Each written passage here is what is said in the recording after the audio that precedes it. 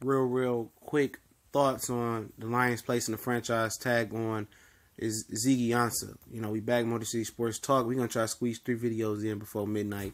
So get ready. Lions, Pistons, Lions. That's what it's looking like, the lineup. We're going to do the Lions real quick with Ziggy. Come back, talk some Pistons, blowout, and what they... And time for Stan Van Gundy to go. You know, come back and do free agent spotlight. It's going to be defense today.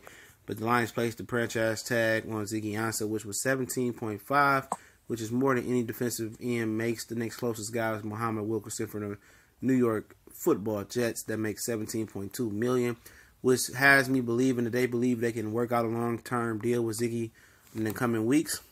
Or, you know, they potentially can move him and trade him.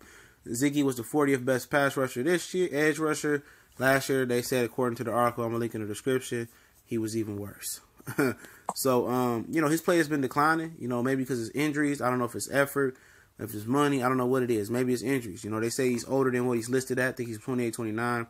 Some people say he's a few years older than that. It's no real concrete, I guess, birth certificate over there from Ghana. But, you know, if they move him or if they end up signing him to a long-term deal that gets that cap number down, I'm cool with it. And I think Bob Quinn knows what he's doing. He don't have too much depth at the edge rusher position, so it was a no-brainer unless they was going to make a deal for an edge rusher.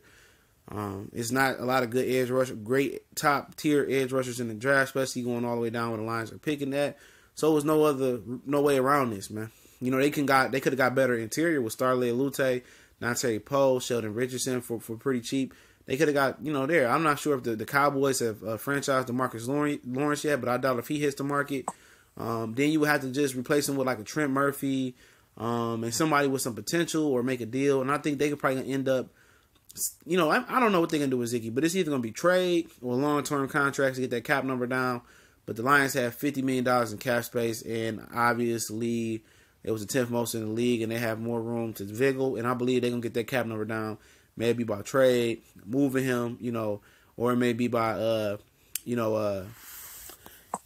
him to a long-term deal. You know, a lot of people, you know, want to see Grandpa Ziggy out. That's what I heard a few people say. It's just hard for you to let a guy like that walk, you know, and you don't have nothing behind him. You know, Anthony Zettel is not a starting defensive end. You don't know what Kerry Hyder going to bring back.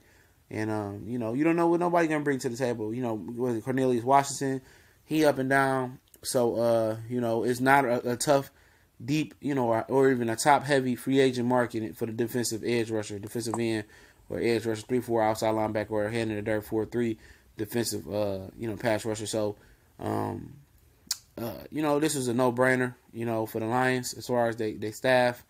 And I believe it's something cooking in the works, man. I really do. He's not going to enter the season with that 17.5 cap hit for being the 40th best pass rusher in the league. You know, I don't think that's going to happen. Either he's going to be moved via trade, or he's going to sign a long-term deal. Which will it be? If I had to bet my money, it's probably going to be a long-term deal that have kind of, you know, gives the Lions some security and some something on the back of that. You know, make them more secure. He ain't going to break the bank because I don't think any team is going to break the bank. But if they move him and they trade him, what does he demand? I would say maybe a 3rd, 4th, or 5th round pick, or some other compensation. Maybe a 4 and a 5 they can get from somebody. I'll move him for that because you need those extra picks. And we found Kenny Galladay in the 4th round. You can find good guys in the 4th and the 5th, or perhaps a 3rd maybe. It'll be interesting to see what they do with Ziggy Ansah. You know, they told him Grandpa Ziggy Ansah on decline, but at the end of the day, you know, if you let him walk, he can go somewhere else and light it up next year. I mean, look at the backlash and the criticism you'll receive from the Lions fans. You'll be feeling like Stan Van Gundy. You know what I mean? We're going to talk about that in a minute. But, you know, it was a move that had to be made. And it's a move that they can make some plays off of and make something happen. They can cook something up. They got a lot of trade bait. Potential Golden Tate, Amir Abdullah, Theo Reddick, Eric Ebron. They can make some things happen. So we see what they're going to do. We going to.